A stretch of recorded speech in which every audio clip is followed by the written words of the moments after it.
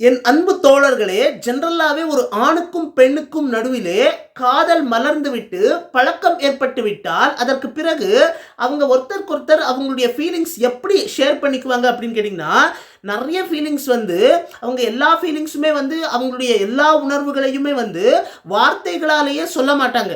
சில ஃபீலிங்ஸ் எல்லாமே வந்து சில உணர்வுகளை எல்லாம் ஒருத்தருக்கொருத்தர் நேருக்கு நேர் உக்காந்துக்கிட்டு கண்களாலேயே பேசிக்குவாங்க அப்படின்னு கேள்விப்பட்டிருப்போம் இல்லையா?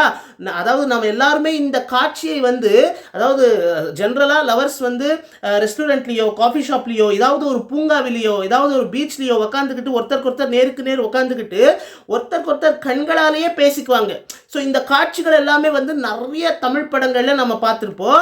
ஸோ இந்த ஒரு அதாவது காதலர்களுக்கு நடுவிலே நடக்கக்கூடிய இந்த ஒரு அழகான விஷயத்தை வந்து நம்முடைய திருவள்ளுவர் அவர்கள் வந்து 2000 ஆண்டுகளுக்கு முன்னாடியே எவ்வளவு அழகா 2 வரியில எவ்வளவு அழகா சொல்றாங்க பாருங்க. என்ன சொல்றாங்கன்னா ரொம்ப அழகா சொல்லியிருக்காங்க.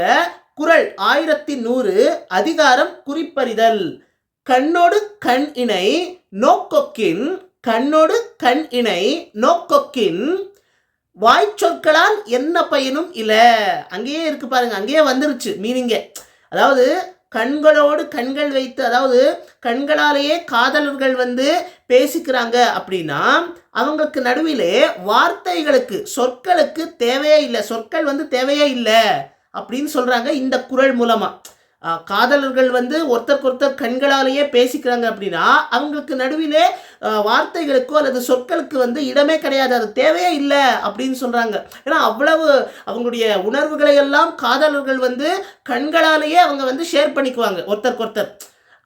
அதை சொல்றதுக்கு இந்த மாதிரி அழகா அவங்க வந்து திருவள்ளுவர் அவர்கள் வந்து இந்த குறள் மூலமா சொல்லியிருக்காங்க 2000 ஆண்டுகளுக்கு முன்னாடியே. இன்னொரு வாட்டி சொல்ற கேளுங்க தோழர்களே. கண்ணோடு கண் இணை நோக்கொக்கின் கண்ணோடு கண் இணை நோக்கொக்கின் வாய்ச்சொற்களால் என்ன பயனும் இல்லை.